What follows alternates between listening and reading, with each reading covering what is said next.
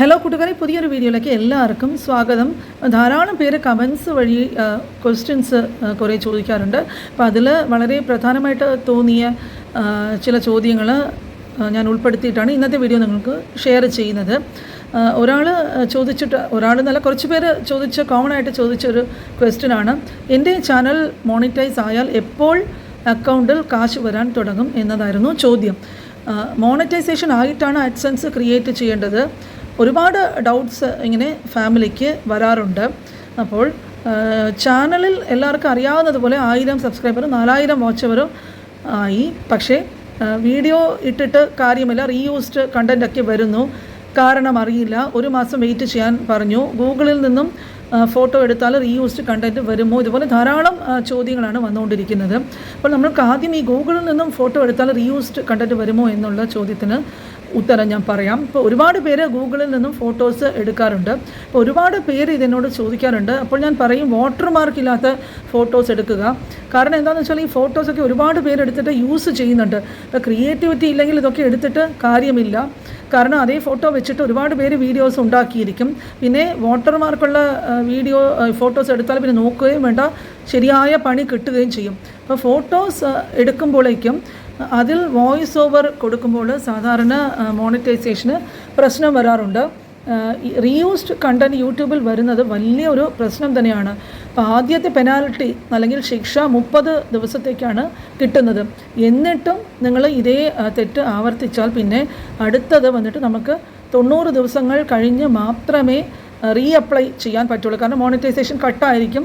90 ദിവസം കഴിഞ്ഞിട്ട് അപ്ലൈ ചെയ്യുമ്പോഴേക്കും ഈ 1000 സബ്സ്ക്രൈബേഴ്സും 4000 വാച്ചവേഴ്സും എന്ന ക്രൈറ്റീരിയ അത് പൂർത്തിയായിട്ടും ഇരിക്കണം. ആണെങ്കിൽ മാത്രമേ നമ്മൾക്ക് പിന്നീട് അപ്ലൈ ചെയ്യാനായിട്ട് പറ്റുള്ളൂ. അപ്പോൾ ഈ റീയൂസ്ഡ് കണ്ടൻറ്റ് വരാതെ നമ്മൾ പ്രത്യേകം ശ്രദ്ധിക്കണം. അതായത് വാട്സപ്പിലൊക്കെ ആര് വീഡിയോസൊക്കെ അയച്ചു തന്നാലും നിങ്ങൾ അതൊന്നും യൂസ് ചെയ്യാനേ പാടില്ല. നിങ്ങളുടെ ലോങ് വീഡിയോയിൽ നിന്ന് തന്നെ കുറച്ച് എടുത്തിട്ട് അതിൽ നിന്നും ഷോർട്സ് ഇടാൻ പാടില്ല. അങ്ങനെ ഇട്ടാലും റീയൂസ്ഡ് കണ്ടൻറ്റ് തന്നെയാണ്. എഡിറ്റിംഗ് പർപ്പസും അങ്ങനത്തെ കാര്യങ്ങളൊക്കെ ചെയ്തതിൽ അതിലെന്തെങ്കിലും ഒരു ക്രിയേറ്റിവിറ്റി കൊടുക്കുകയാണെങ്കിൽ അതിൽ കുഴപ്പമില്ല. പക്ഷേ ഒരുപാട് പേർക്ക് ഇത് അറിയില്ല. വീണ്ടും അവർ ഇത്തരത്തിലുള്ള കണ്ടൻറ്റ് ഇട്ടിട്ട് അവർക്ക് മോണിറ്റൈസേഷൻ റിജക്റ്റ് ആകാൻ സാധ്യതയുണ്ട്. അപ്പം പലരും ചോദിക്കാറുണ്ട്, ചാനലിൽ ഏത് വീഡിയോ ആണെന്ന് നോക്കി പറയാമോ, ഏത് വീഡിയോയ്ക്കാണ് റീയൂസ്ഡ് വന്നിട്ടുള്ളത് എന്ന്. ഒരിക്കലും ഏത് പർട്ടിക്കുലർ വീഡിയോയ്ക്കാണ് റീയൂസ്ഡ് വന്നിട്ടുള്ളത് എന്നുള്ളത് നമുക്ക് കണ്ടുപിടിക്കാൻ സാധിക്കില്ല. ഇപ്പോൾ സാധാരണ പലരും ഈ ബിഗ് ബോസിൽ തന്നെ ഈ സ്ക്രീൻ റെക്കോർഡൊക്കെ ചെയ്തിട്ട് അത് സ്ക്രീൻ റെക്കോർഡ് സഹിതം അത് നടക്കുമ്പോൾ എടുത്ത് ഇടാറുണ്ട്. അപ്പം അങ്ങനെയൊക്കെ ഇടുകയാണെങ്കിൽ അത് റീയൂസ്ഡ് കണ്ടൻറ്റ് തന്നെയാണ്. ചാനൽ തന്നെ ടെർമിനേറ്റ് ആയിട്ട് പോകും, മോണിറ്റൈസേഷനും കിട്ടില്ല. അതുപോലെ ഏതെങ്കിലും അഭിപ്രായം നിങ്ങൾ ബിഗ് ബോസിനെ പറ്റി പറയാനായിട്ട് ഫേസ് വാല്യൂ ഒക്കെ കാണിച്ചിട്ട് അഭിപ്രായങ്ങൾ പറയുക. ഫോട്ടോസും വീഡിയോസും ഒരിക്കലും അതിൻ്റെ ഫുട്ടേജൊന്നും എടുത്ത് കാണിക്കരുത്. അപ്പോൾ അങ്ങനെ കാണിച്ചാൽ സാധാരണ ഈ സീരിയലുകൾ, ബിഗ് ബോസ് ഇങ്ങനത്തെ കാര്യങ്ങൾക്കൊക്കെ നമ്മളിങ്ങനെ പലരും എന്താ ചെയ്യുന്നതെന്ന് വെച്ചാൽ സ്ക്രീൻ റെക്കോർഡിംഗ് ഒക്കെ ചെയ്തിട്ട് അതങ്ങനെ തന്നെ ചിലപ്പോൾ ഐസൊക്കെ ഡബിൾ X സ്പീഡിലൊക്കെ ഇട്ടിട്ട് കുറച്ചൊക്കെ മാറ്റി അങ്ങനെയൊക്കെ ഇടാനായിട്ട് ശ്രമിക്കും. പക്ഷേ അതൊക്കെ കയ്യോടെ പിടി വീഴും.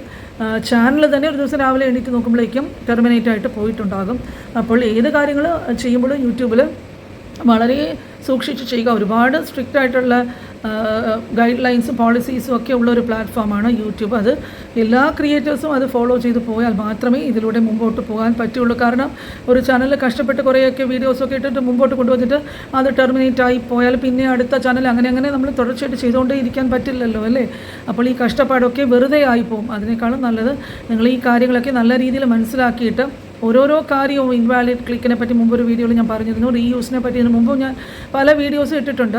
അപ്പോൾ പഴയ വീഡിയോസ് ഒന്ന് ചെന്ന് കാണുക. അപ്പോൾ എല്ലാത്തിനും നമ്മളൊരു റെഡിമെയ്ഡ് സൊല്യൂഷനായിട്ട് ഒരു ചോദ്യത്തിൽ എന്താണെന്ന് ചോദിച്ച് മനസ്സിലാക്കുന്നതിനേക്കാളും ആ ഒരു വീഡിയോ കണ്ടിട്ട് അതിൻ്റെ പൂർണ്ണമായിട്ടുള്ള വിവരങ്ങൾ മനസ്സിലാക്കി മുമ്പോട്ട് പോകുന്നതായിരിക്കും എപ്പോഴും നല്ലത്. അപ്പോൾ ഇതുപോലെ പുതിയ യൂട്യൂബേഴ്സിനും ക്രിയേറ്റേഴ്സിനും വേണ്ടിയിട്ട് ധാരാളം ഹെൽപ്ഫുള്ളായിട്ടുള്ള വീഡിയോസ് ഈ ചാനൽ വഴി ഞാൻ എന്നും ഷെയർ ചെയ്യാനുണ്ട്. കാലത്ത് എല്ലാ ദിവസവും 9 മണിക്ക് വീഡിയോസ് വരും. അപ്പോൾ ലൈക്ക് ചെയ്യാത്തവരൊക്കെ മറക്കാതെ ലൈക്ക് ചെയ്യുക. ഞാൻ വീഡിയോസ് കണ്ടിട്ട് ധാരാളം പേര് ഞാൻ പറയാതെ തന്നെ കാണാറുണ്ട്, ലൈക്ക് ചെയ്യാറുണ്ട്. വളരെയധികം കട്ട സപ്പോർട്ടാണ് എൻ്റെ ഫാമിലി മെമ്പേഴ്സിൽ നിന്നും എനിക്ക് കിട്ടിക്കൊണ്ടിരിക്കുന്നത്. പുതിയ മെമ്പേഴ്സും വരുന്നവർക്ക് എല്ലാവർക്കും ഹൃദയം നിറഞ്ഞ സ്വാഗതം. നമ്മളുടെ കുടുംബം ഒത്തൊരുമയോടെ മുമ്പോട്ട് പോകണമെന്നാണ് എന്നും ഞാൻ ആഗ്രഹിക്കുന്നത്. അതുപോലെ എന്നും ഇതുപോലെയുള്ള നല്ല നല്ല വീഡിയോസുമായിട്ട് ഞാൻ രാവിലെ 9 മണിക്ക് നിങ്ങളുടെ മുമ്പിൽ എത്തുന്നതായിരിക്കും. അടുത്ത വീഡിയോ ആയിട്ട് വരുന്നത് വരെ എല്ലാവർക്കും ബൈ.